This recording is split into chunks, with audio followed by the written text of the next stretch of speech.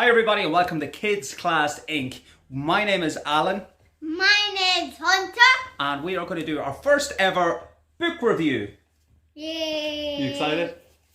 Okay, so what we have here is Magical Myths and Legends.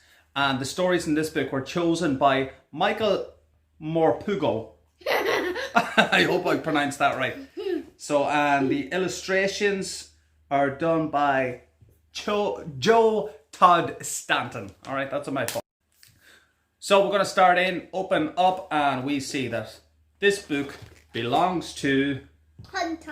and we have the right Hunter's name in here. Okay, so the stories in this book, there are 1, 2, 3, 4, 5, 6, 7, 8, 9, 10. There are 10 stories in total in this book. Okay, we have Mulan, And the story of Icarus. Icarus. Yeah. Finn McCool and the Giant's Causeway. I know that story. Yeah. The Lantern Worm. The Legend of Robin Hood. Do you know Robin Hood? Yeah. Yeah. Steal from the rich and give to the poor. What's a paw? People that had no money. He used to give them things. Thor and the Stolen Hammer. Thor in the Stolen Hammer. Yeah. Vulcan and the Fabulous Throne. I never heard that one. Hercules the Hero. Hercules. You know that story, do you? Yeah. Hercules the hero. Go on. I hope I pronounced that right. Go on. Go on and the Green Knight. Go on. That's like something you say when you want somebody to move on, isn't it? Go on. Yeah. Okay. So I think we'll read a story. Which one would you like first? Let's pick one. I would like that one. Vulcan and the Fabulous Throne. You give that a go? Yeah. That's on page 177. The good thing about this book is that it has got 10 different stories, so you don't have to read it from the start. You can dive into whichever story you like. Okay? So, Vulcan and the Fabulous Throne. Alright, yeah, look at her. Don't like that picture, do you? Oh, yeah. So it's Retold by Tony Bradman, illustrated by Andreas Martinez Ricky. Okay, right. So we ready? We start reading? It should have been a happy time on Mount Olympus, home of the gods. Juno, wife of Jupiter, the king of the gods, had just had a baby. But Juno had taken one look at the little red-faced creature and screamed. Try to stay calm, my love, Jupiter said. I know you're disappointed. Disappointed? Disappointed, squealed Juno. That's putting it mildly. I mean, we are the most beautiful things in the universe, so how come our baby is so ugly? It's not very nice, is it? It's a puzzle, isn't it? Said Jupiter, frowning. What do you say? Excuse me. Then he smiled. Still, we'll have to make the best of it, sweetheart, eh? Perhaps his looks will improve. Well, I'm not waiting to find out, said Juno.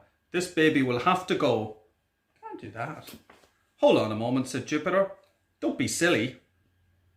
But before Jupiter could stop her, Juno picked up the baby and threw him into the sky. What? The baby whizzed over the woods and mountains and villages, then dropped towards the island of Sicily. It sounds like the little Sicily, yeah. Sicily. Sicily. He flew through the smoke and flames, belching out of Mount Etna, the island's great volcano. Then he plunged into the sparkling blue waters of the sea with a huge splash. He loves that. He does. And that's when the baby's look changed. He loves those. Check out those illustrations. Those are. He was found on the beach by Tethys, a sea nymph with a kind heart. You poor little thing, she said. I'll take you home and look after you. He needed quite a lot of looking after. He was covered in black ash from Mount Etna. He had broken his leg. Oh, when he'd fallen into the sea. What? Tethys named him Vulcan. Welcome, that's his Vulcan, that's his name. Yeah. 10 years went by and Vulcan grew into a strong, sturdy boy. His broken leg healed, but he was left with a slight limp. Vulcan was quiet and shy, but he loved Tethys and she loved him. They lived happily in their cave by the sea. Then Vulcan discovered that he also loved playing with fire. He loved playing with fire. One day the volcano rumbled and grumbled and threw out some fiery rock. Vulcan found it. He was fascinated by the way it glowed and gave off heat. Heat from it, from the volcano. "Look at this, Tethys," he said. "Isn't it amazing? What can I do with it?" "Well, you could set fire to my dress if you're not more careful," said Tethys. "Why don't you pretend that you're a blacksmith? I'll help you." Tethys set up a little fort for him on the beach, and Vulcan spent the rest of that day lost in a brilliant game. At least that's what Tethys thought at first. But it soon became clear that young Vulcan was taking it all very seriously. Are you taking it seriously? Yeah. "I've made a few bits and pieces, Tethys," he said shyly one afternoon. "So I see," said Tethys, her eyes wide with surprise. "That's wonderful." A great heap of metal objects stood next to Vulcan's forge. Horseshoes, wheel rims and shovels, swords and spears and shields. Vulcan was a natural blacksmith. What's that? Her lips. Little kissy lips.